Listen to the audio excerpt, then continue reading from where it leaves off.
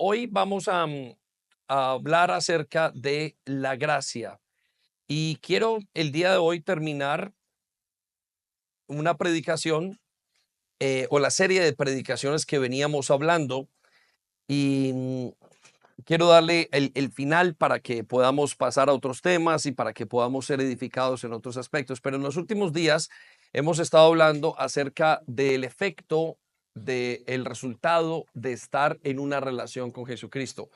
Y hemos ido tocando aspectos que nos llevan a entender qué es la fe verdaderamente, cómo vivirla y cómo vivirla de una manera práctica. Y el día de hoy quiero hablar, como el último tema de esta serie, acerca de el efecto de la gracia del Señor Jesucristo en el creyente, o sea, el efecto de la gracia en nosotros. Y esto va complementario a el tema que vimos la semana pasada, o en las últimas 2 semanas, que fue acerca de la santidad. Y les pido que vuelvan a ese tema porque es muy importante y además ha sido un regalo para la iglesia, un don de parte de Dios para nosotros, para ayudarnos al crecimiento, y aquel que lo escuche y lo entienda va a ser muy, muy edificado. Pero creo que esto enlaza con esta siguiente parte del rompecabezas, que es la gracia, y poder entender cómo se concibe, cómo lo entendemos y cómo vivirlo. Y quiero entonces que vayamos a el principio bíblico que hemos manejado durante estos días. Anótelo allí, están sus hojas. Y el principio bíblico es el siguiente: la base de una fe verdadera no es tener un pensamiento o una filosofía o una conducta, es tener una relación viva con Dios a través de la persona de Jesucristo. Anótelo allí, le voy a dar unos minutos y lo explico. ¿Qué quiero decir con esto? ¿Qué queremos decir? Que la base de verdaderamente tener una relación con Dios o de tener fe no es llamarme cristiano, no es un conjunto de pensamientos. La gran mayoría de personas al día de hoy piensan que tienen una relación o que tienen fe porque creen ciertas cosas que pasan y son una referencia a algo que han escuchado tal vez, o que han leído o que les han enseñado. Esa no es la base de la fe verdadera. Usted puede decir eso, pero creo que se está engañando. Y ya lo voy a decir por qué. Tampoco es una filosofía. Una filosofía es una serie de pensamientos y un sistema mucho más amplio, como una filosofía religiosa. Eso tampoco es tener fe. ¿Sí? Y usted puede participar de eso, y algunos han ido a la universidad, algunos han estudiado, algunos fueron creados en un sistema filosófico de vida. También se le llama una religión, y no corresponde a eso. Eso no es necesariamente tener fe. Y por último, no es el conductismo. ¿Qué es el conductismo? Una conducta. Las personas que creen que tienen fe porque tienen muy buenas conductas, es decir, se portan muy bien. Y eso tampoco tiene que ver con la fe o con una fe verdadera. Entonces nos queda la pregunta: ¿qué es una verdadera fe? ¿Qué es tener fe correctamente? ¿A qué le podemos llamar, sobre todo para nosotros los creyentes, que es verdaderamente la fe? Y la fe se reduce a la relación viva con Dios a través de la persona de Jesucristo. Es decir, si usted no tiene una relación con Jesucristo viva y continua, déjeme decirle que usted no tiene fe. Y si usted dice y pretende decir y creer, déjeme decirle que se está mintiendo. Porque la fe verdadera consiste en estar en relación con Él. En pocas palabras, o en otras palabras, fe es estar con Jesucristo. Pero estar con Jesucristo no se puede tener o no se puede estar sin relacionarme con Él, sin que yo le hable y sin que Él me hable y sin que yo le experimente y sin que, por supuesto, Él me experimente como hijo y como creyente. Entonces quiero que se analice unos segundos y se pregunte si usted verdaderamente tiene fe, y que, por supuesto, llegue a la conclusión que si esto no se está presentando en su vida, genuinamente puede decir: yo no tengo fe. Más, quizás puede decir: yo quisiera creer. Y entonces todo lo que le enseñaremos al día de hoy le va a ayudar en el siguiente paso para encontrar esa fe a esa persona que es el Señor Jesucristo. Y le vamos a mostrar en los siguientes minutos, o quizás vamos a explorar la palabra de Dios y vamos a encontrar a qué se parece una persona que tiene fe. Entonces, nos va a ayudar para que nos podamos examinar y que podamos entender de una manera más profunda y llegar a la conclusión si realmente estamos en esa fe y si lo estamos disfrutando. Pero si usted llega al final de la reunión y dice, yo realmente no entiendo qué es esto o no lo veo en mi vida, no lo experimento en el día a día, entonces usted va a tener la oportunidad de decirle a Dios, Dios, quiero experimentarlo. Y estoy seguro que si su corazón es genuino y ha sido elegido por Dios, por supuesto que lo va a experimentar. Amén. Le damos un aplauso, Señor. Quiero llevarlo a un versículo que no está en sus notas, pero que lo tenemos en pantalla, y es Primera de Pedro, capítulo 5, versículo 10. Es un versículo que les acabo de dar hace unos minutos y lo vamos a ver en la Reina Valera. Y mire lo que dice: mas el Dios de toda gracia, repita conmigo, mas el Dios, más fuerte, mas el Dios de toda gracia. Ok, quiero que coloquen sus notas. Dios, en sus notas, apúntelo allí. Dios es el que tiene toda la gracia. Toda la gracia. Y quiero que se quede con ese pensamiento y quiero que esa solamente idea esté en su momento, unos momentos en su mente y usted saque algunas conclusiones. Lo que podemos decir es que en Dios está toda la gracia. Básicamente lo que quiero que usted entienda. Ahora, la siguiente cosa que tengo que explicarles que es gracia y ya se lo voy a explicar en unos minutos. Pero quiero decirle antes de que le explique qué es gracia, que el apóstol Pablo me llama mucho la atención que en todas sus cartas o la empezó diciendo que la gracia de Jesucristo esté con ustedes o la terminó diciendo que la gracia de Jesucristo esté con ustedes. Y en casi todas las explicaciones él habla de la palabra gracia. Y le voy a mostrar eso en, por ejemplo, en 2 Corintios 13, versículo 14. Y al despedirse de la iglesia de Corintios les dijo que la gracia del Señor Jesucristo, el amor de Dios y la comunión del Espíritu Santo sea con todos vosotros. Amén. Repita, amén. Amén. Y me hace pensar por qué tanta insistencia. Y mientras que meditaban hacer esto, en entenderlo, quería comprender y quiero llevar a la iglesia a que comprendamos lo importante de tener la gracia de Jesucristo en todos los aspectos.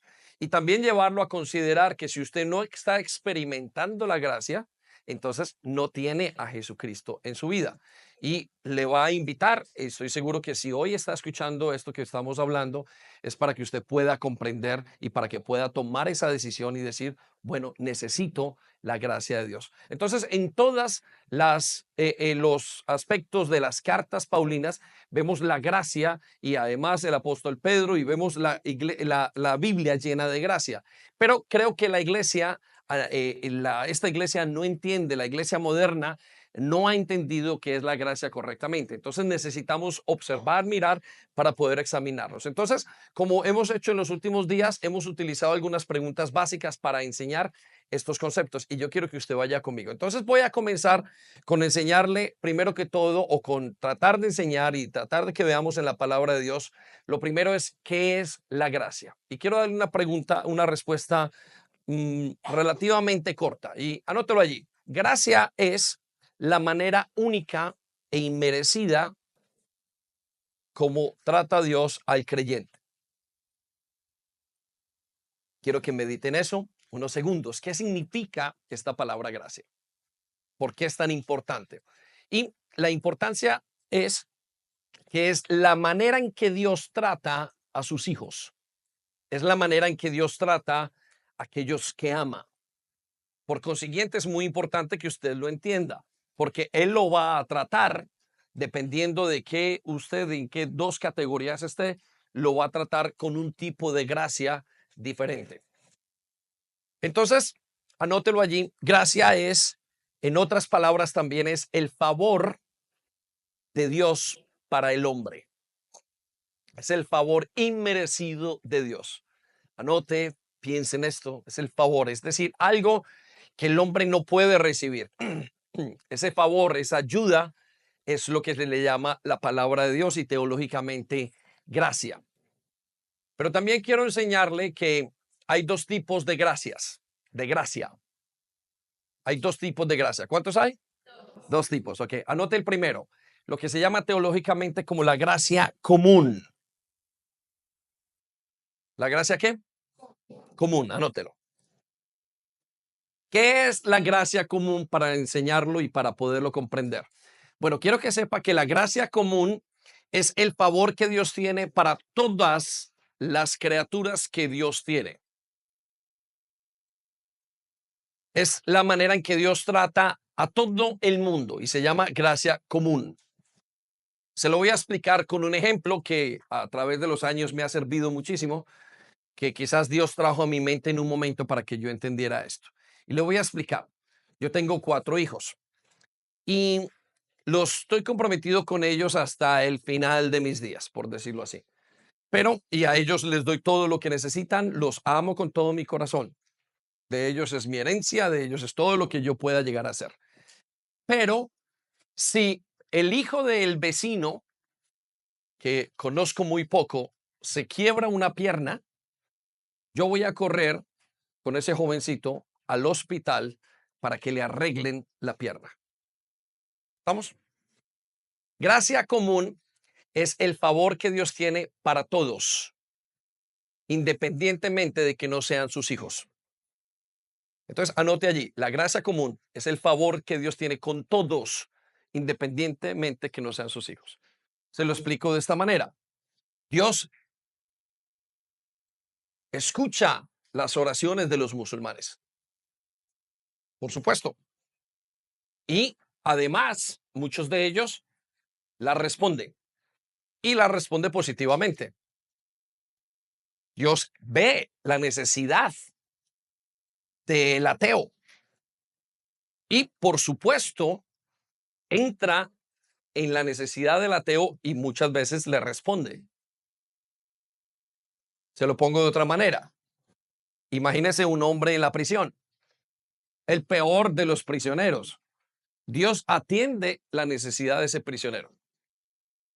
¿Por qué? Porque Él es santo, pero también Él actúa con gracia sobre las personas. No lo detiene quien sea o quien no sea su hijo. Amén. Eso demuestra que nuestro Dios es ¿qué? Bueno, grande y misericordioso. Dele un aplauso, se lo merece.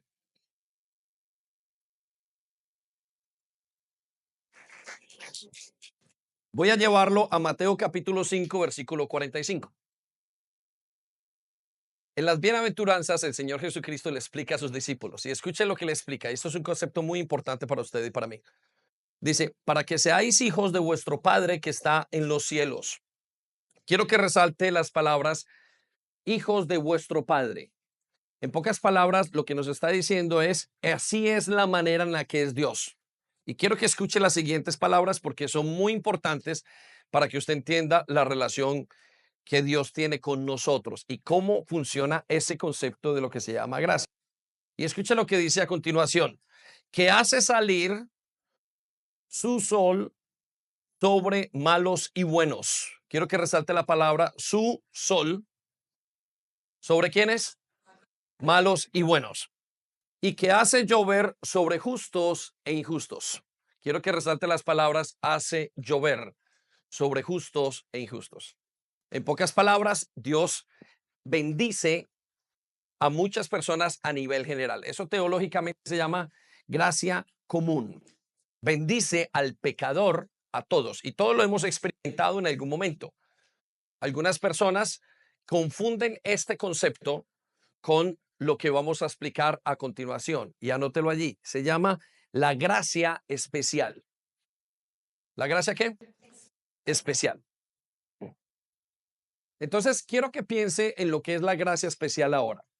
La gracia especial es una gracia o un favor inmerecido que Dios solamente da a sus hijos y los da de una manera diferente. En pocas palabras, Dios trata a sus hijos de una manera diferente a la que trata al resto de la creación. Si usted es hijo de Dios, Dios lo va a tratar de una manera diferente. La pregunta es, ¿está siendo injusto Dios para muchos? No, Dios no es injusto. Está tratando muy bien al que no es su hijo. Es demasiado justo, va más allá. Usted no pretendería, algunos que ustedes tienen hijos, no pretenderían trabajar, mm, ayudar al vecino como ayudan a su hijo. Si no, pues le dejarían la herencia a sus vecinos y no a sus hijos. Ahora quiero que coloque un concepto y lo escriba. Y ese concepto se llama la paternidad universal. Anótelo allí, paternidad universal. Igual a creer que todos son hijos de Dios. Entonces, quiero enseñarle qué es paternidad espiritual, universal. La paternidad universal es un concepto erróneo teológico de que hace pensar que todo el mundo es hijo de Dios. ¿Sí? Y eso tiene una confusión o trae una confusión a todo el mundo. Y es importante que usted entienda la diferencia.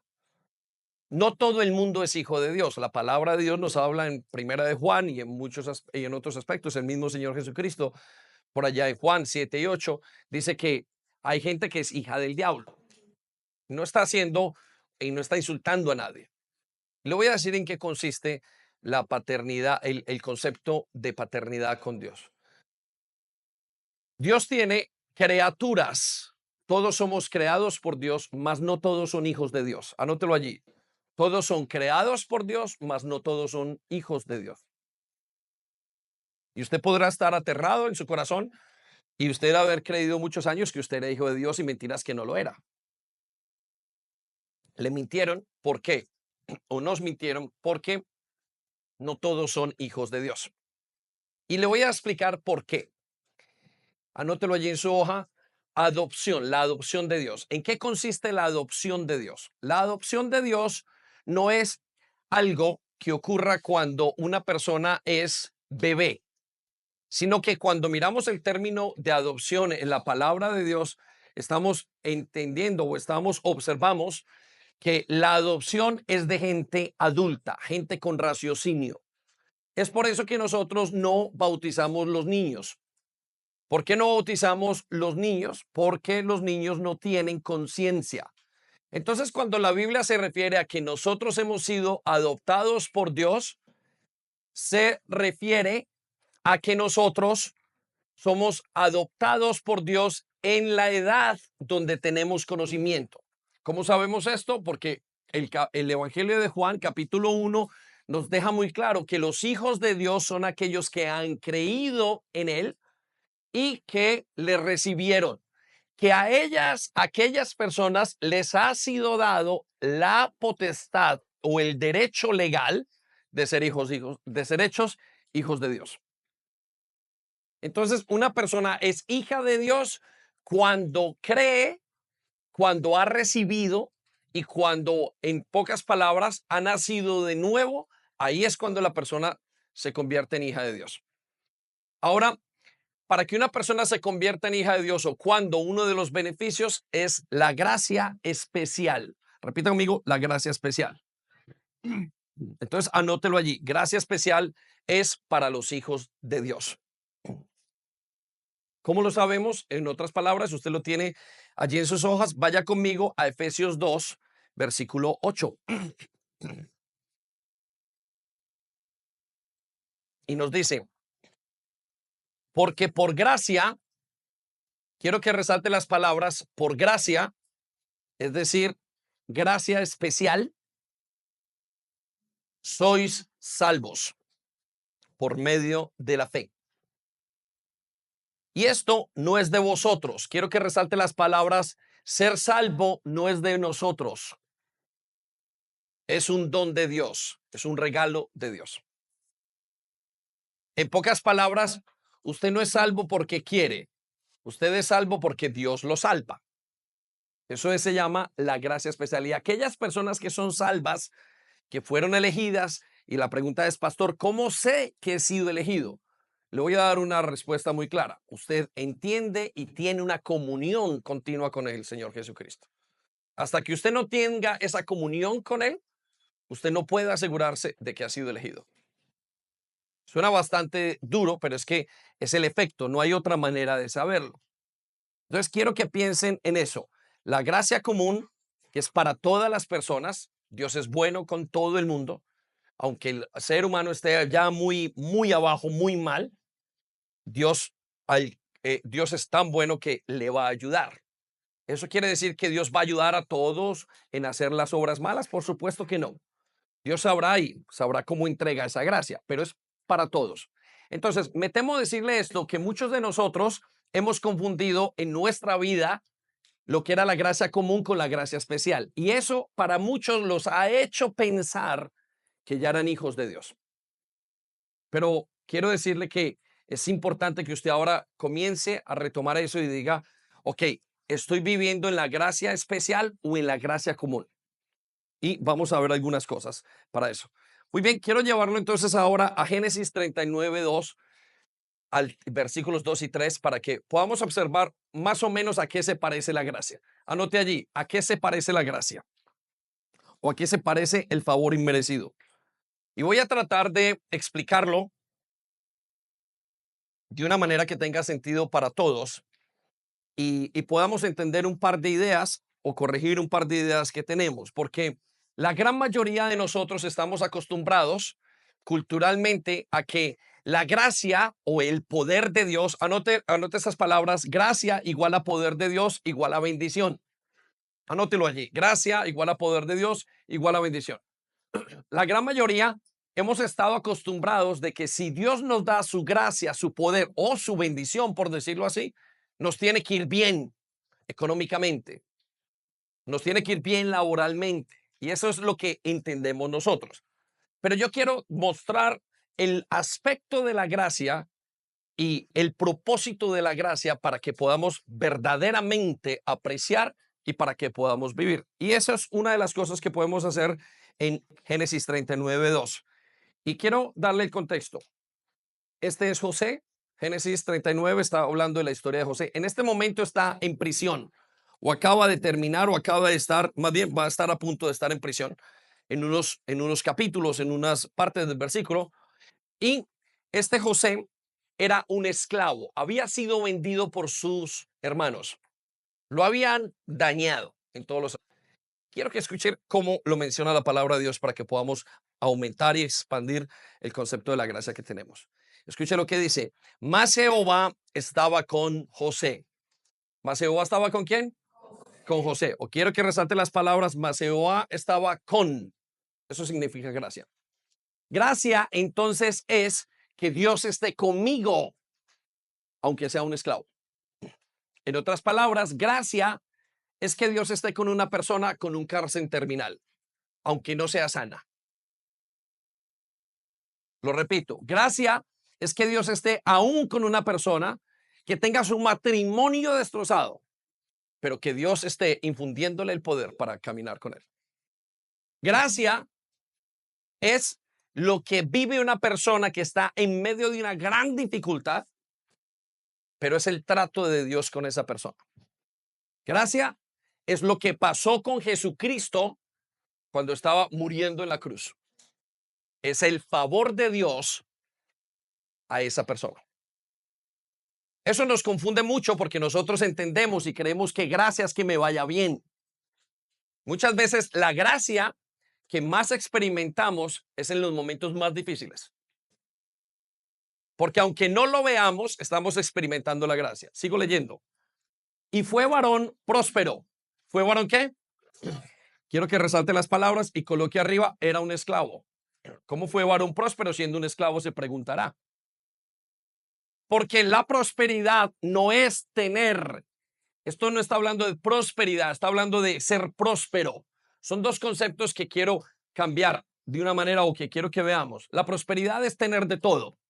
Algunos de ustedes jóvenes están felices y quieren y el sueño de sus vidas es tener su casa, 1 millón, como decía ¿cómo es? 100,000, 1 millón y 1 millón, 1 billón. No, es el efecto de Dios en usted, aun cuando esté mal. Sigo la siguiente parte del versículo. y estaba en la casa de su amo, el egipcio. ¿Estaba en la casa de quién? Resalte la palabra casa de su amo, es decir, era un esclavo. Esto a muchos de ustedes y a muchos de nosotros nos quema el cerebro como un tsunami. Nos patina la mente porque decimos, ¿cómo es posible que yo esté en un momento de enfermedad y Dios esté conmigo? Y ahora recordaba que los grandes predicadores, muchos de los grandes predicadores estaban enfermos. No muchos, algunos de los grandes predicadores. Hay unos, por ejemplo, Charles Spurgeon, gran predicador y murió como a los 60 o 50 años. Y la gente se pregunta, hoy, ¿qué pasó? Y entonces, ¿estaba Dios con él o no estaba Dios con él? Y claro, el resto muestra que sí. ¿Por qué? Vaya conmigo al versículo 3.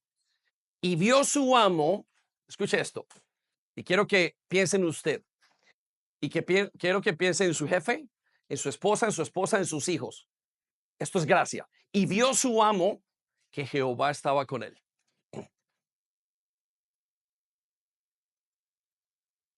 ¿Quién vio?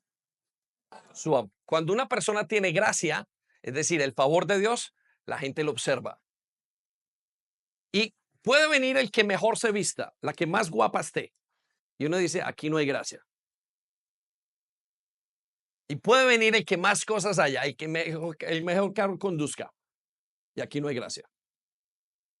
Porque es muy diferente cuando Dios está con una persona. Y la persona puede estar en un nivel de autoridad muy alto o puede estar en las circunstancias más bajas. Dios estaba con Jesús en medio de una cruz y estaba lleno de gracia, nos dice la palabra de Dios. El favor de Dios estaba con él. Pero también estuvo con Moisés en medio de los esclavos. La pregunta no es con quién está. La pregunta es, ¿está la gracia de Dios con usted? ¿Hay favor inmerecido o hay gracia común? Porque estamos acostumbrados, vuelvo y digo ahora, que nos pagan el sueldo y decimos, uy, Dios es muy bueno. Y yo conozco gente muy religiosa que dice, Dios es bueno porque hoy me levanté, Dios es bueno por esto, y está bien, pero eso es gracia común para todos. La pregunta es, ¿cuándo fue la última vez que usted vio esa gracia directamente, especialmente con usted? Y no estoy hablando de dinero, estoy hablando de que se note que usted está bajo la gracia.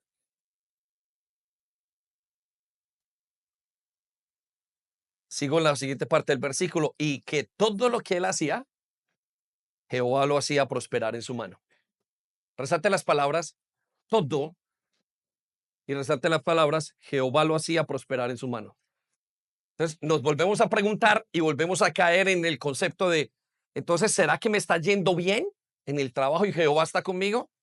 Bueno, le quiero decir una cosa, que una de las personas que más da aumentos de sueldo es Satanás. Si postrado me adoraras, yo te llevaré hasta el fin del mundo.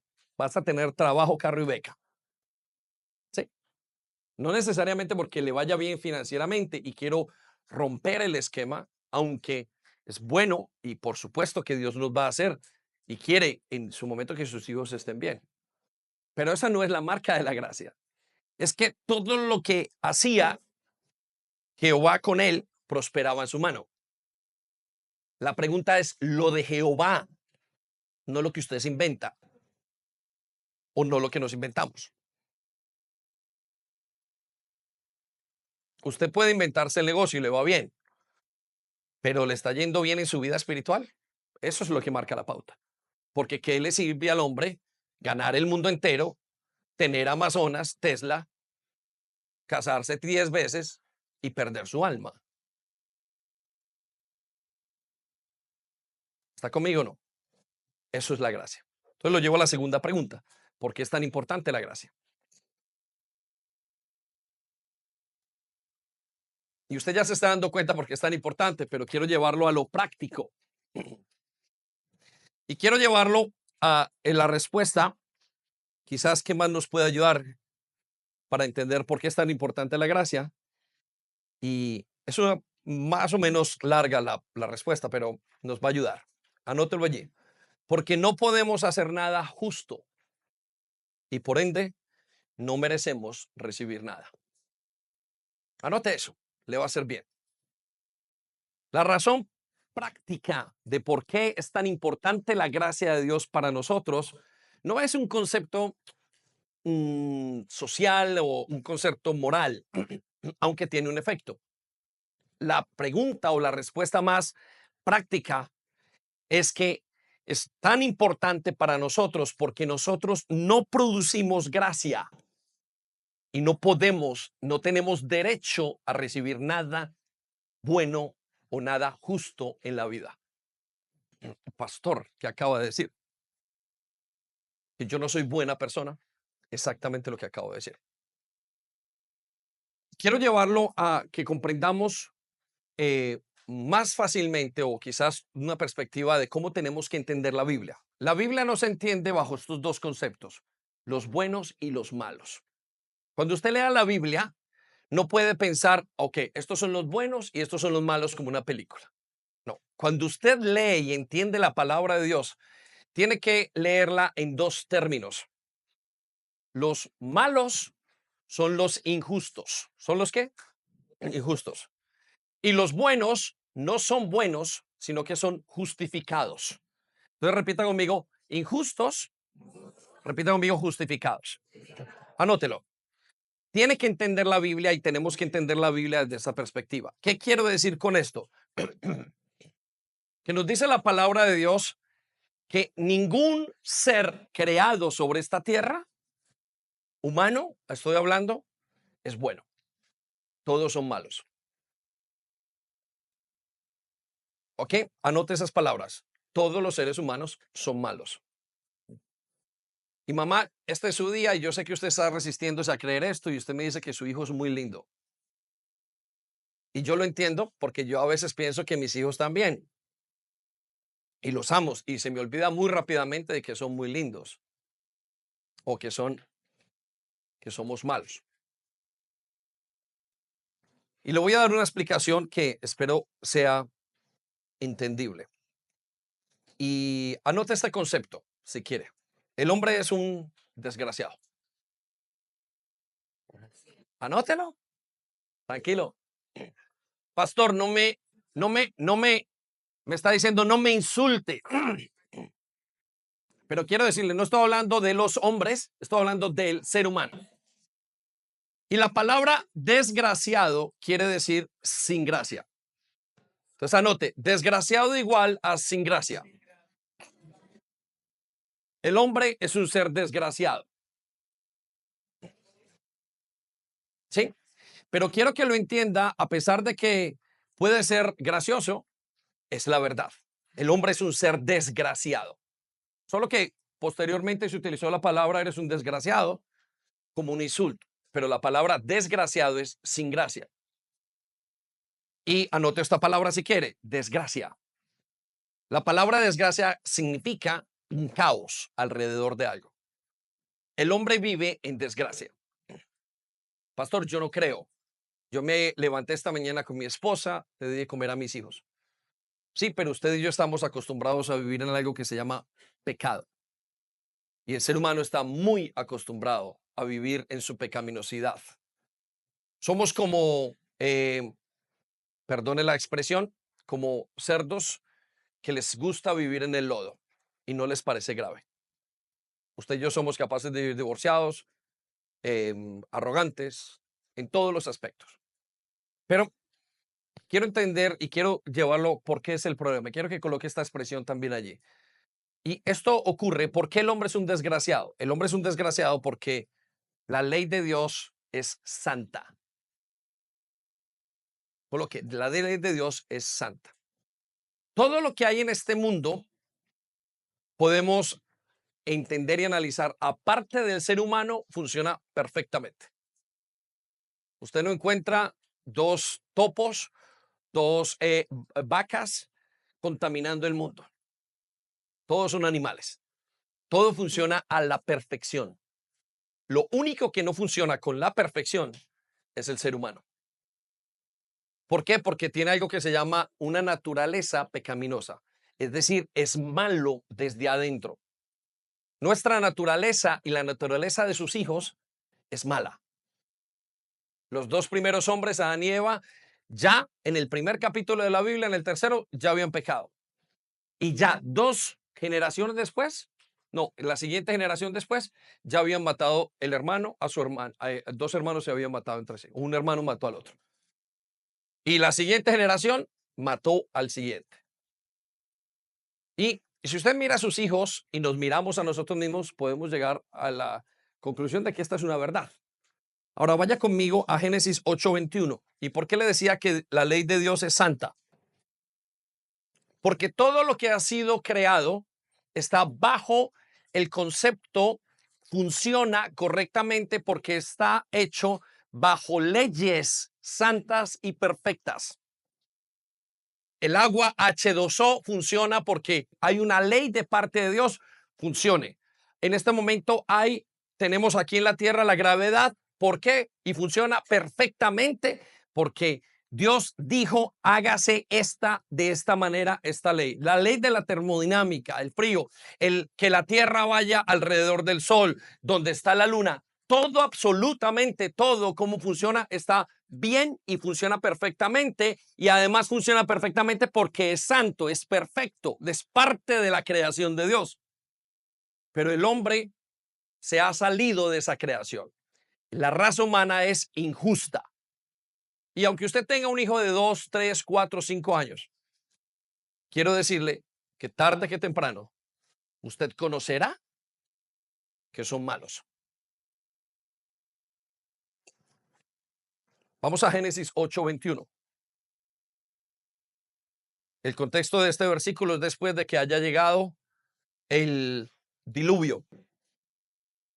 Y el Señor dice, nunca más volveré a tener un diluvio. Pero lo que quiero que usted resalte y que note son estas palabras del Señor. Dice, nunca más volveré a maldecir la tierra por causa de los seres humanos. Quiero que resalte la característica, la parte donde dice, por causa de los seres humanos. Quiero que resalte esas palabras, por causa de los seres humanos. Estamos hablando de toda la raza, en esos ustedes y nosotros. Y quiero que mire las siguientes palabras. Detenidamente necesito que lea su Biblia o que lea el versículo que está allí. Dice, aún cuando todo, ¿cuándo cuánto? No se escuchó. ¿Cuánto? Todo. Circula esas palabras. Todo está mal. Lo que ellos piensen o imaginen se incline al mal desde su niñez. En la Reina Valera dice, son malos desde su juventud. Quiero que resalte las palabras, se inclinan al mal. Pastor, yo tengo los hijos más hermosos del mundo porque están en inocencia. Usted los ve hermosos, pero poco a poco mostrarán su naturaleza pecaminosa, se expondrá según lo que dice la palabra de Dios. Y usted y yo lo sabemos. Es por eso que los padres, de manera práctica, aquí lo digo, deben de corregir a sus hijos. ¿Qué es lo que están corrigiendo? Pues la maldad que tienen interna. Cuando el hijo se levanta, papá, es maldad interna. Cuando el hijo llega hasta el punto de fumar, maldad interna. Cuando el hijo muestra un afecto por cosas que no son, maldad interna. Y no se aterre. Ahora, si usted no se aterra o si usted quizás no se sorprende, es porque quizás usted tenga esa misma maldad. Como esa es la maldad que heredamos. El padre era mujeriego, los hijos son mujeriegos. Y entonces terminamos legislando. En pocas palabras, quiero decirle esto. Volviendo a la pregunta, el hombre no puede hacer nada justo, nada bueno. Anótelo allí, el hombre no puede hacer nada bueno. ¿Por qué? Porque la falta de gracia lo hace vivir en maldición. La semana pasada mencioné acerca de la maldición y mencioné que todo lo que los hijos, estamos hablando y causó mucha sensación, y me gusta que cause la sensación. ¿Por qué? Porque está llevando a las personas a preguntarse. Dije que los hijos que no vivimos o no hemos vivido dentro del matrimonio de dos padres, por cualquier razón, están experimentando o han experimentado maldición. ¿Qué quise decir con eso? Que los hijos solamente se pueden tener cuando el ser humano está casado y estando los padres correctamente y el equilibrio correcto. Todo lo que se salga de ese concepto, un divorcio, que el papá se haya muerto de pequeño, que el papá se haya enfermado, cualquier situación que dañe ese concepto de que el papá y la mamá estén, ha causado maldición. ¿Por qué causó tanto impacto? Le voy a decir por qué. Porque la gran mayoría de personas dijeron, "Ah, pastor, maldición", como si pensaran que la maldición es un hechizo. Las maldiciones no son hechizos. La maldición es, y anótelo allí, maldición igual al efecto negativo de quebrar una ley de Dios.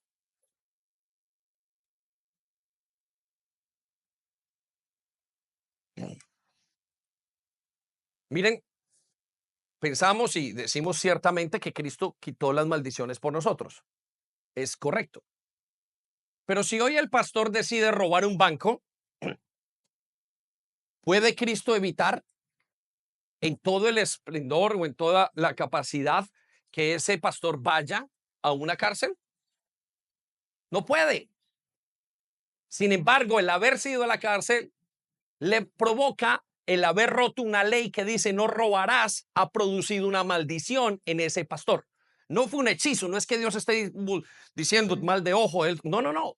Es que Dios hizo la tierra con leyes. Y todo lo que quebranta una ley de Dios, y por eso es tan importante el matrimonio como la base principal de toda la familia.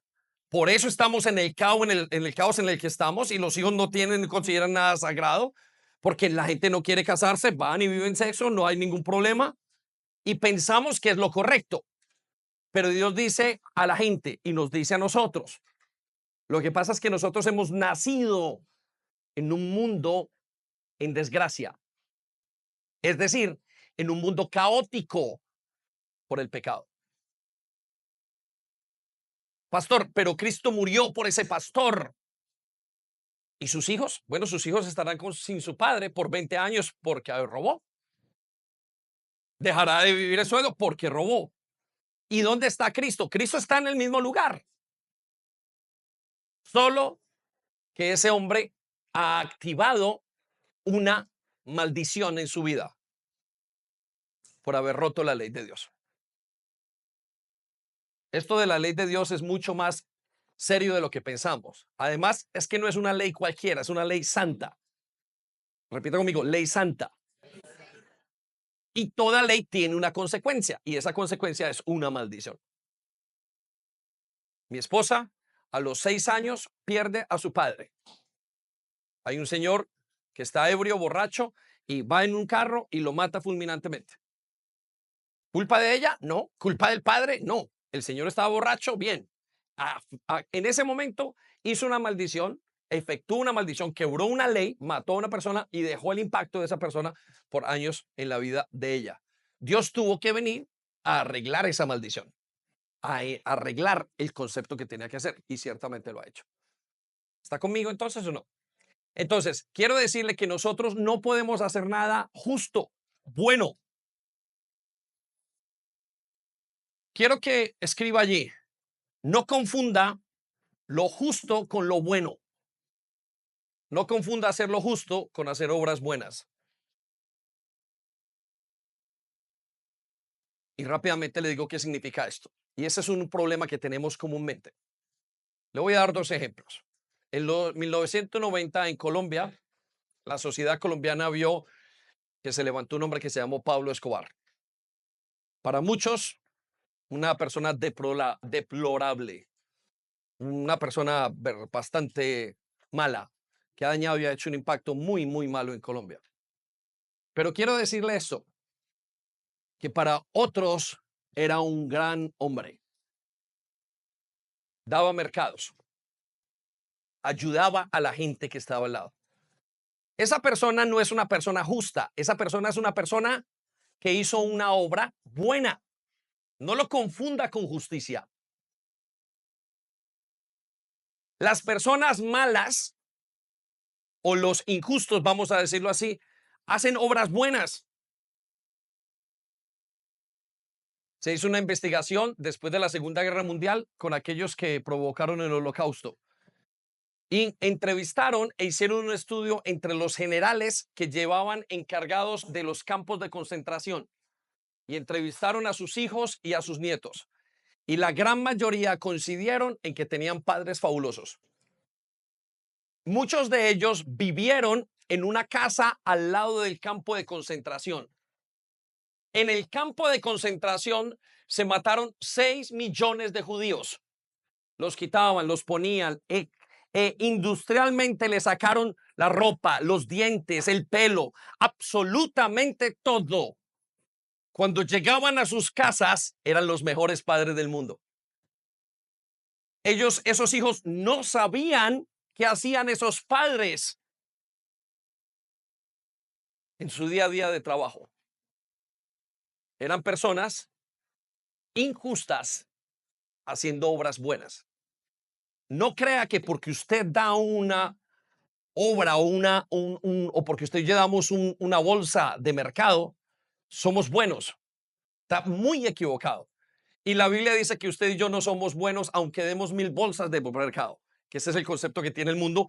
Por eso ellos creen que se merecen la bendición de Dios. Vamos a la palabra de Dios y vaya conmigo a Efesios 2:1. Y esto es lo que nos considera Dios a nosotros. Dice antes, ¿cuándo? ¿Cuándo? Antes. Dice, ustedes estaban muertos a causa de su desobediencia y sus muchos pecados. Quiero que resalte las palabras, estaban muertos. ¿Estaban cómo? Muertos. Entonces, ¿a qué me refiero con esto y a qué se refiere la palabra de Dios? Y necesito que lo entienda para poder entender por qué es tan importante la gracia para usted. Es que sin Cristo, sin gracia, usted es malo, injusto. Y aunque usted haga las mejores obras, aunque trate bien a sus hijos, el Señor nos dice, ustedes que son malos padres, dan buenas cosas a su hijo. Aunque usted fuera uno de esos generales y haga las mejores obras con sus hijos, la injusticia suya ya está. Usted nació y yo nacimos injustos. Entonces, ¿por qué es tan importante la gracia?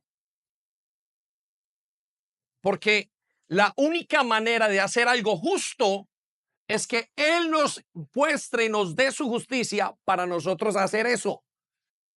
En pocas palabras, todas las obras que usted haga, y le voy a hablar de la Madre Teresa de Calcuta. La Madre Teresa de Calcuta, digamos que es el representante más alto que hay, aparentemente en lo que se conoce en los últimos años. Se dice, esa señora es tan injusta como el hombre que está en prisión por violación. Pastor, no lo creo. Es que está confundiendo la obra con la naturaleza. Porque la Biblia dice que usted y yo estamos muertos en pecados. Pastor, pero es que yo hago reír a mis hijos. Y lo que usted piensa y su naturaleza, ¿no se ha dado cuenta que cada vez que usted medio se despista quiere hacer todo lo malo? Yo me aterro como pastor la naturaleza que tengo tan mala.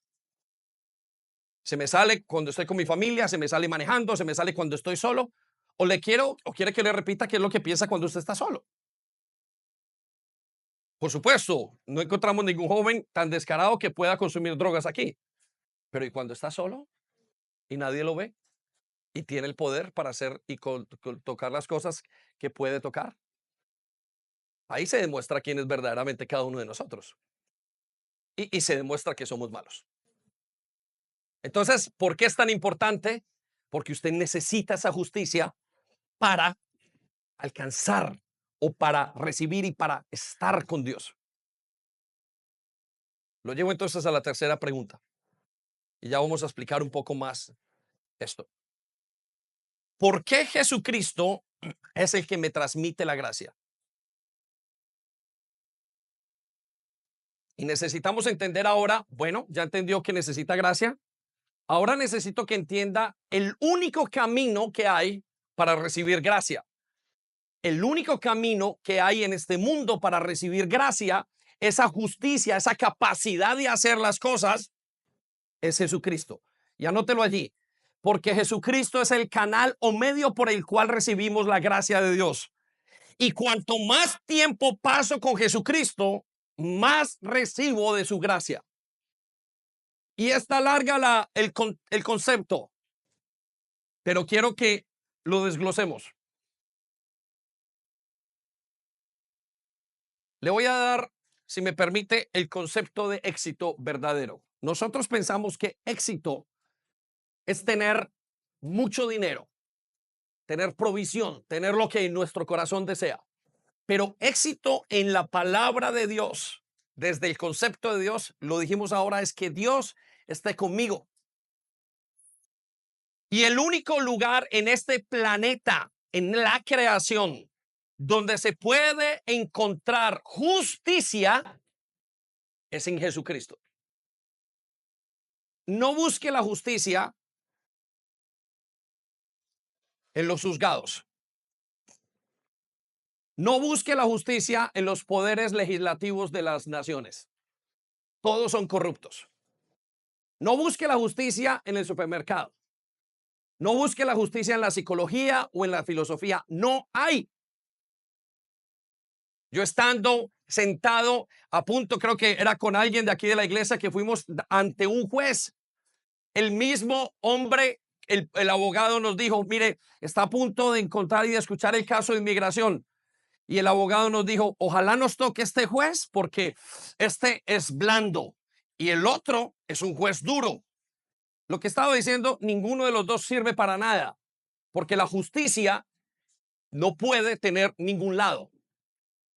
Usted y yo somos injustos. Y en esta tierra, como somos todos injustos, la única persona que tiene la justicia total es Dios.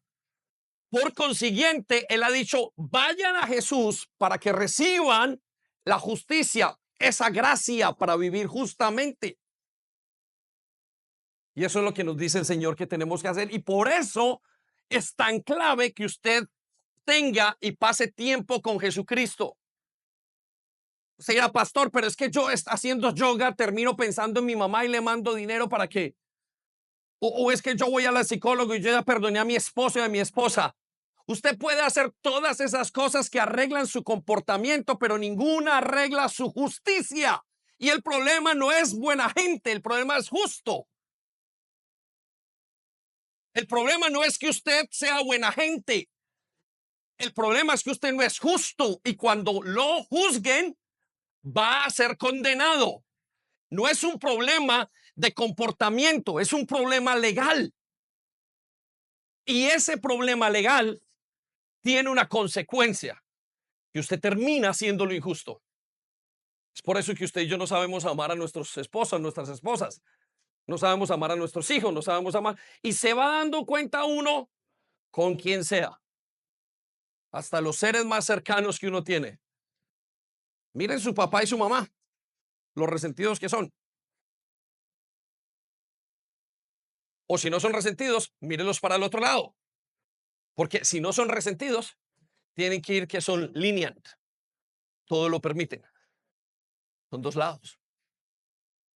La justicia todo lo tiene de dos lados. Miqueas 6:8, vaya conmigo.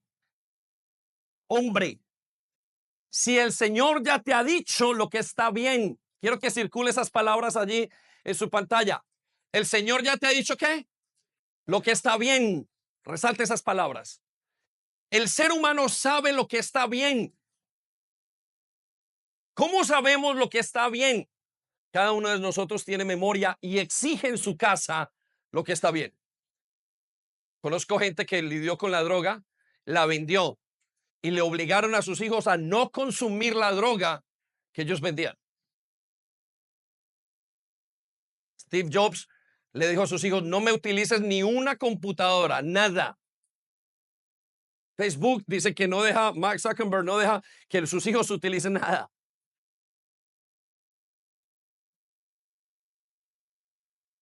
Dice que esos narcotraficantes tan dañados nunca probaron la droga.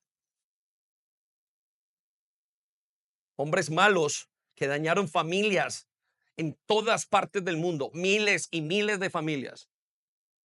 Vidas que se acabaron por la adicción a las drogas. ¿Hay alguien aquí que se atreva a decir que las drogas son buenas? Mire el inicio y el final de estos hombres. Y el Señor nos dice que seas justo en lo que el Señor espera de nosotros. Salta conmigo a Primera de Juan 2:1. Quiero que vaya entendiendo este problema desde la parte jurídica. Algunos de ustedes, pastores, que vengo a la iglesia por sentirme bien. Eso va a ser un efecto. Pero usted tiene que venir a la iglesia porque usted está endeudado y condenado hasta la muerte, hasta el infierno. No es, ni siquiera es un cáncer o ni siquiera es algo que lo vaya a matar temprano lo que es el problema. El problema es el mismo infierno. Ay, no sé si llevar a mis hijos el fin de semana a la iglesia. Bueno, llévelos a la puerta del infierno y ya los deja dentro de unos años. Porque ¿qué le está diciendo? Si lo entiende correctamente, le estoy diciendo si esto es real y digamos que fuera mintiendo, aunque sabemos que no. Lo estoy diciendo, hijo, no hay ningún problema. Yo te salvo a mi manera del infierno.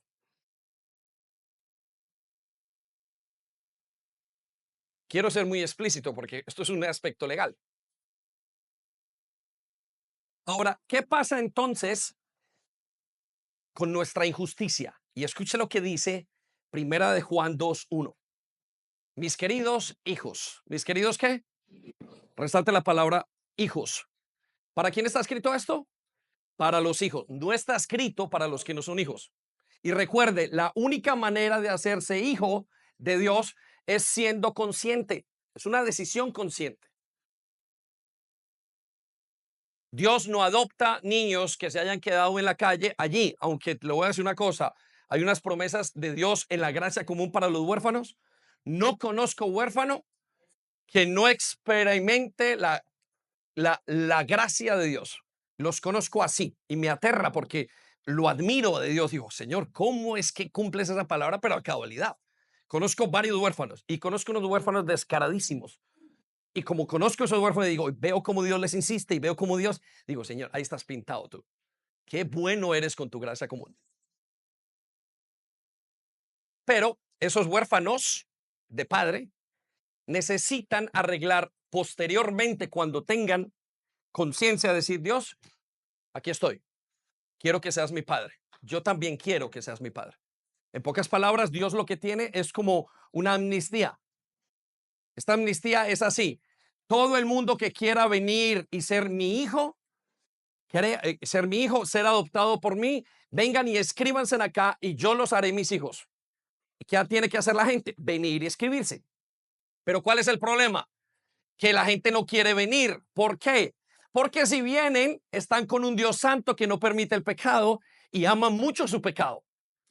No, yo que voy a ir, tengo que dejar de chismear. No, no, no, que voy a ir, imposible. Tengo que dejar de beber. No, imposible. Yo no quiero dejar la bebida. Eso es una cosa del pasado. Tengo que dejar de fumar drogas. No, no, no, no, no, no, no y no. Tengo que dejar mi sexualidad. Tengo que perdonar. Imposible. Yo no voy. Prefiero quedarme sin ser hijo. Eso es lo que le pasa. ¿Quiere saber por qué usted no viene a Dios? Usted que está en su fe, por una sola razón, ama su pecado. Pastor, no, es que no tengo tiempo, es que no concuerdo, es que pienso, es que no lo entiendo, es que no tiene sentido. Son excusas. Es que ama su pecado. Pastor, ¿cómo lo sabe? Porque yo también amo el mío. Y lo amo que me cuesta como si fuera un demonio por dentro. Siendo un demonio muchas veces, tengo que estirparlo. No sé cómo estirparlo muchas veces. Yo también sé qué significa el amor al pecado. Porque yo también estaba muerto en mis delitos y pecados. Entonces, como los entiendo porque ustedes me entienden, pero entonces dice, mis queridos hijos, esto solamente para los hijos. Les escribo estas cosas. ¿Qué hace? Nos escribe estas cosas, resalte, es para los hijos que le escribo estas cosas. Note lo que sigue a continuación. Y les escribo para que no pequen. Pero si alguno peca, si alguno no es capaz de ser justo, si alguno entra en esa injusticia, tenemos un abogado que los defiende en nuestro caso ante el Padre. Él es el juez justo. Y note lo que dice. Ese abogado es Jesucristo, el que es verdaderamente justo. Ahora, quiero que anote ahí, Él, quiero que resalte la palabra Él. Cuando está hablando de esa palabra, está diciendo, es el único que es justo. Es decir, ninguno de nosotros. Ni su papá, ni su mamá, ni mis hijos, ni mis hermanos, ni su esposa, ni nadie que usted conozca, ni filósofos, ni maestros, ni senseis. El único justo es Jesucristo. Él es el único que puede darnos eso. Entonces, hasta aquí la predicación. Usted decide si va a Jesucristo o no. Romanos 3:23. Mírenlo cómo nos pone y nos explica el Señor. Pues todos, ¿cuántos? No, ahí falta usted. Y coloque, todos y David, o todos y su nombre, todos y yo hemos pecado. ¿Quiénes hemos pecado? Todos. Dice, por consiguiente, nadie, escuche lo que dice, nadie puede alcanzar la meta gloriosa establecida por Dios. Quiero que resalte las palabras, la meta gloriosa, y cambie la justicia de Dios. Nadie puede alcanzar la justicia de Dios. No somos capaces. Pero pastor, llevo tantos años haciendo estos mercaditos. No es capaz. No, aunque el 10,000 mercados. Porque todas esas obras, Dios nos ve los 1,000 mercados y dice, ustedes son injustos. Y le voy a explicar este concepto de esta manera. Intenté decirlo en la primera reunión.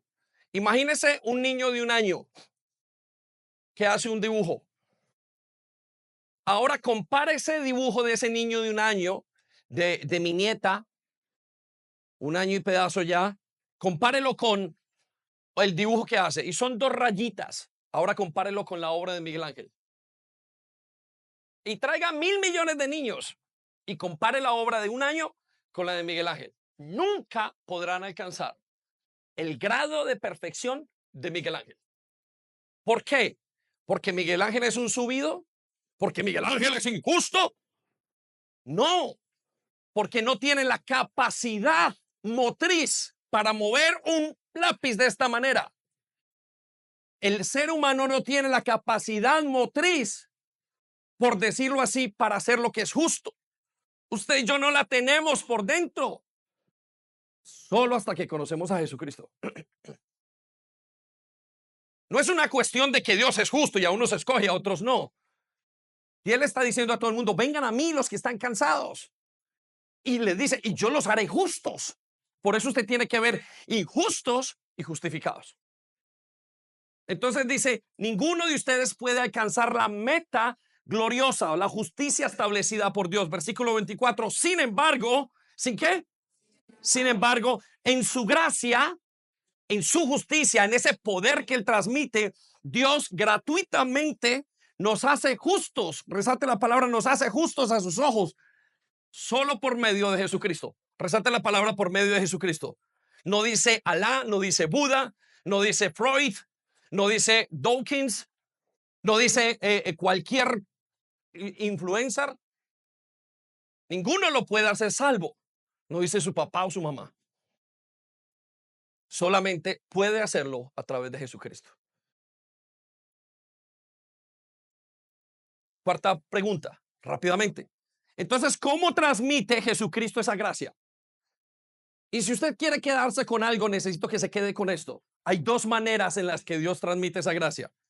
La primera, por la providencia del Espíritu Santo. Escríbalo allí y ya vamos a enseñar qué es.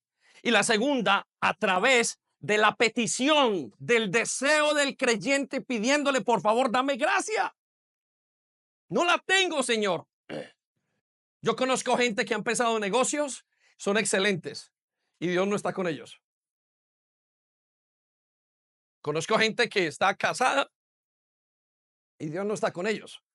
No tiene gracia. Y conozco gente que está en medio de unas tribulaciones y Dios está con ellos. Entonces, ¿cómo se transmite? Y lo primero que le quiero decir es que es a través de esa providencia de Dios. Es decir, que el Espíritu Santo se encarga de que los hijos que son, los que son hijos, los que tienen gracia especial, sean cuidados. Vaya conmigo a Romanos 8:26. Y esto es sorprendente y es maravilloso. Esa gracia especial no depende solamente de que usted sepa. La Biblia dice acerca de Jesús en su tentación, dice, mandará a sus ángeles para que tu pies no resbale. Eso es lo que hace el Espíritu Santo con nosotros. Solo que usted y yo no somos conscientes. Contaba en la primera reunión que había un hombre que leía en uno de los libros de esos grandes hechos de los hombres de Dios, que pasó en un atentado, era un pastor y pasó en medio de un atentado y había la ráfaga, y en el momento que abrieron la ráfaga, él estaba pasando por una columna y no lo tocó, no murió. Sin embargo, todo el mundo murió allí, si mal no lo recuerdo. ¿Qué le quiero decir con eso? Que usted no ve a Dios muchas veces actuar en las cosas que debería actuar, y que gracias a Dios no las ve porque le daría mucho miedo, nos daría mucho miedo en las obras satánicas o cualquier tipo de obra o cualquier error que él le dice, mira, les doy este ejemplo, vuelvo a mi nieta, están los abuelos, estamos 4 abuelos, 2 papás, aquellos que nos quieren, y la nieta va saliendo por allí, 1 año saliendo, caminando, está a punto de golpearse, llega el abuelo y lo quita, va a punto, y llega, lo levanta, y ella piensa en su mente que ya va haciendo todo. Mentira, es que hay una mano detrás que la está cuidando. La mano que cuida a los hijos es el Espíritu Santo. Vaya conmigo a verlo a Romanos 8:26. Y de igual manera, ¿y cómo la manera? De igual manera, el Espíritu Santo nos ayuda en nuestra debilidad.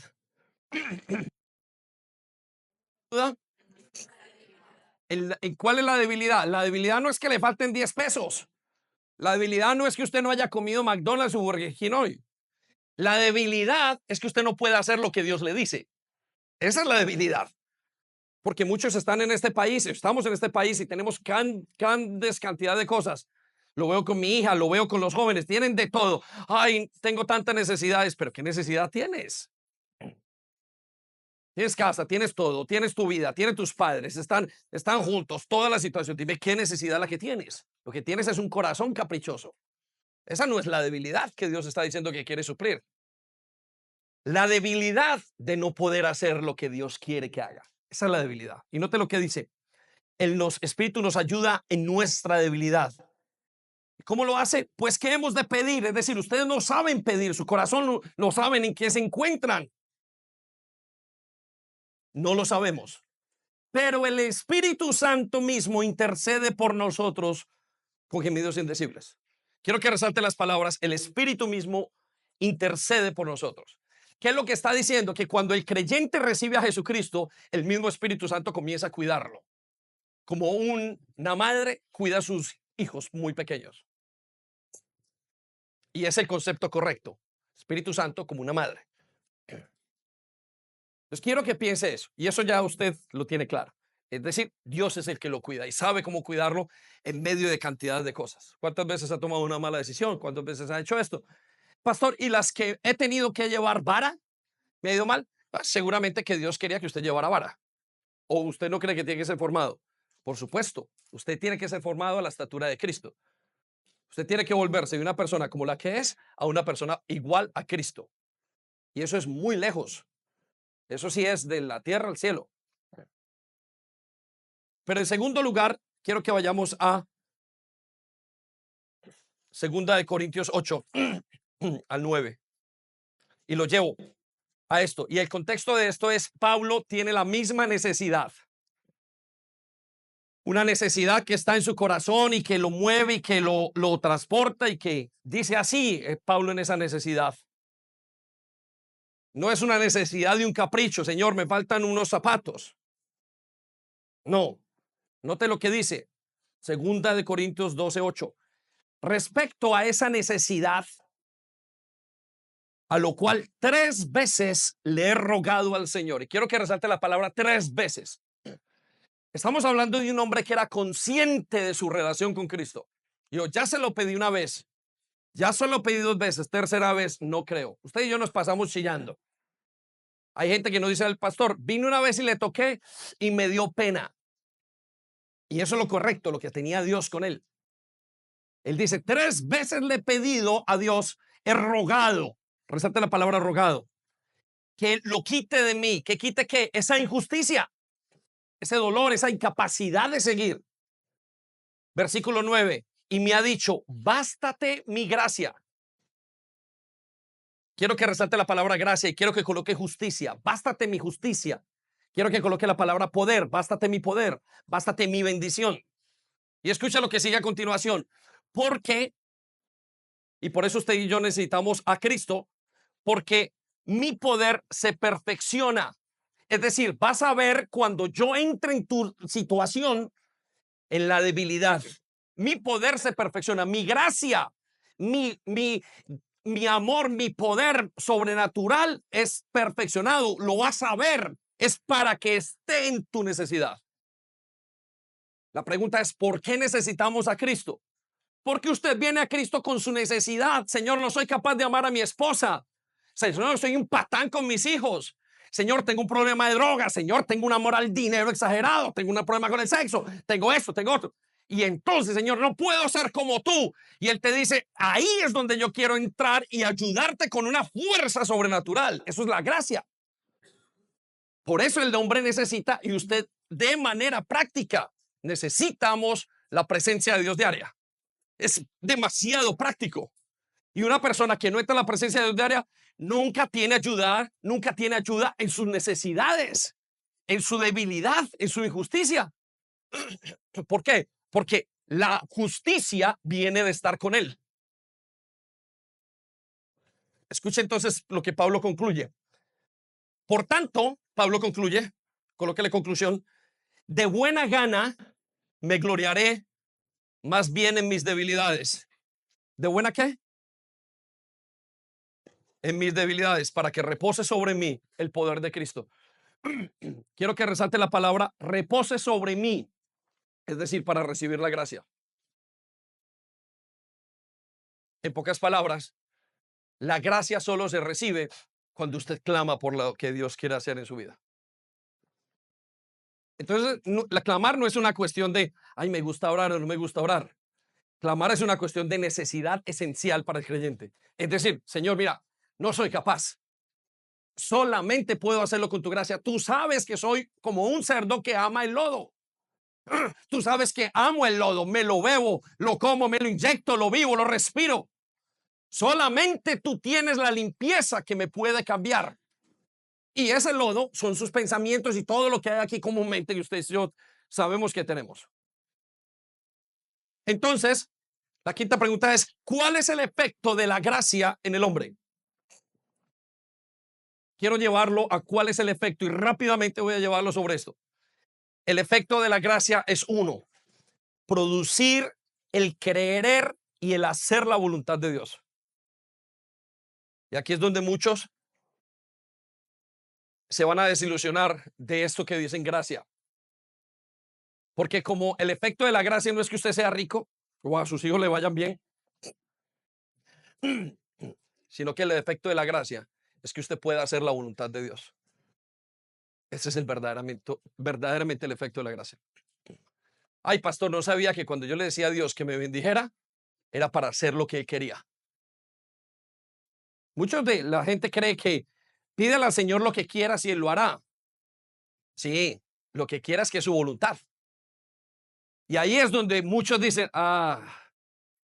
qué pena. Yo pensé que esto era como Buda.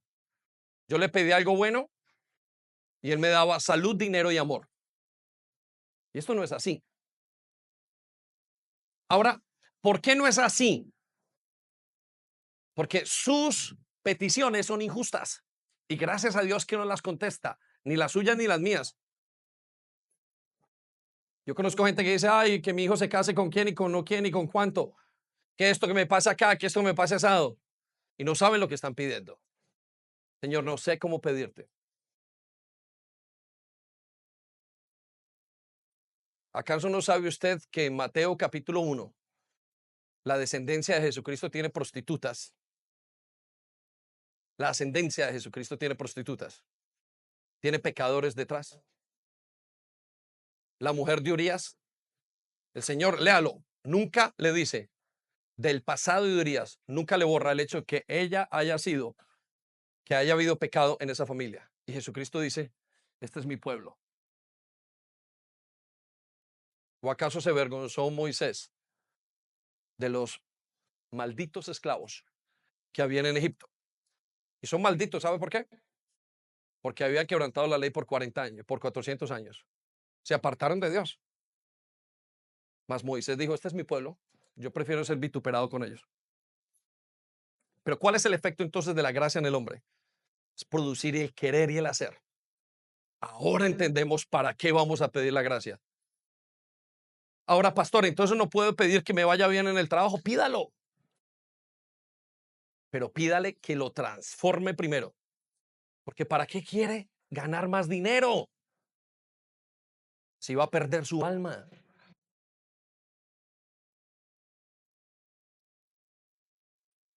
Ay, hombre de poca fe. Filipenses 2:13 nos dice, ¿cómo lo sabemos? Mire lo que dice.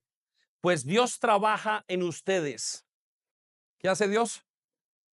Quiero que resalte la palabra trabaja en ustedes y coloque la palabra les da gracia a ustedes. Y note lo que les da. Y les da el deseo y el poder para que hagan lo que a Él le agrada. Escuche esto y entiéndalo muy bien. La oración y la respuesta de Dios es para que usted y yo hagamos lo que a Él le agrada. No lo que a usted y a mí nos viene en gana.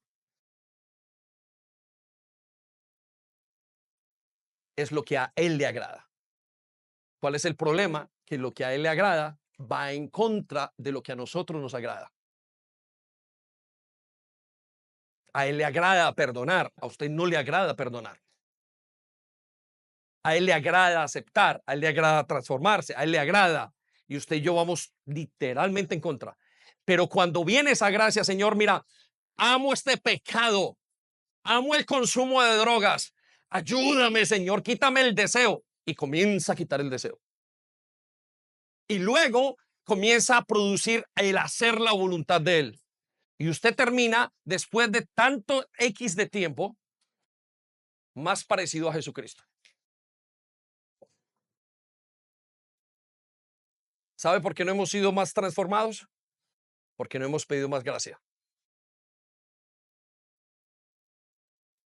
Santiago dice que nosotros pedimos mal, porque pedimos para nuestros propios deleites.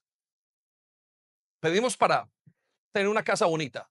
Oh, una casa bien, con una sala bonita, un televisor grande. Y qué miedo es pedir para una transformación interna. A mí también me da miedo. Ahí es donde está la gracia. Señor, necesito. ¿Ven cómo esto lo necesitamos como pan para el desayuno? Todo lo necesitamos ya. Y aquel que no lo entienda o aquel que no lo quiera pedir, creo que no ha tenido un encuentro con Jesús. Y aquel que lo odie allá cuando me ve y me dice, ¡ah, qué rabia lo que dice! Es porque está entendiendo lo que Dios demanda. Si es que dejar el pecado es una cosa difícil. La mujer de Lot no quería salir de Sodoma y Gomorra. Y la mujer de Lot no es una mujer, la mujer de Lot es un tipo de persona que hay. Y Sodoma está aquí en el corazón metido. Y el siervo Job se afligía día y noche, noche y día se afligía por lo que pasaba a su alrededor.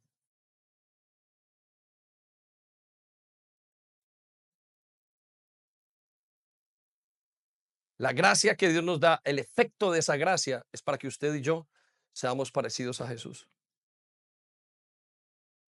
El grupo de alabanza puede acercarse y lo llevo a la última pregunta y ya. Los niños pueden comenzar a prepararse. Si los vamos trayendo, hoy vamos a hacer algo para las madres. Pero tengo que llevarlo a la última pregunta, que para mí es muy importante. ¿Cómo sé que no estoy viviendo en gracia? Y esto es difícil de contestar. Le voy a decir por qué. Porque si usted es un hijo de Dios, si usted es una persona que ha sido llamada y elegida, si no ha sido llamada y elegida, pues no puedo hacer nada. Pero puede también clamarle y decir, Señor, no soy elegido, yo no sé qué es esto, me parece chino, pero si tú me dices, yo lo puedo, yo quisiera ser transformado. Eso también es una parte. Y eso haría que usted sea un hombre sabio. Pero esto lo entiende el que está llamado. Y el que está llamado nunca le faltará la gracia. Anótelo allí. El que está llamado nunca le faltará la gracia. La gracia común y una gracia especial. Pero sí podemos identificar personas que no sé cómo describirlo, no estén viviendo en gracia. ¿Cómo lo puedo identificar? Y le voy a dar una respuesta entre muchas, pero quiero escoger una, o he escogido una, cuando no transmite esa gracia a los demás. Cuando no transmite esa qué, anótelo allí.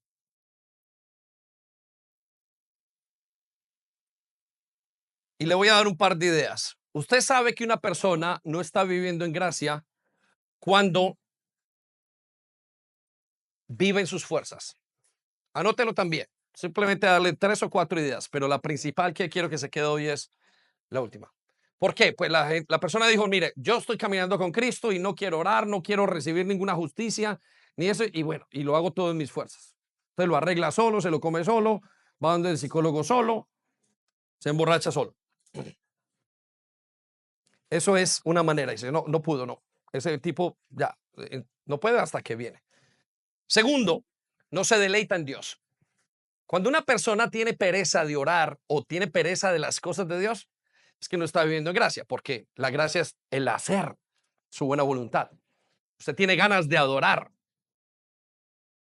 El que no tiene gracia, el que no está viviendo y disfrutando de esa gracia, ay, qué pereza ir a la iglesia. Porque claro, cuando encuentre, va a tener que enfrentarse con la justicia. Y va a tener que decir, Señor, perdóname, y el único lugar donde me aceptan eres aquí, que es contigo.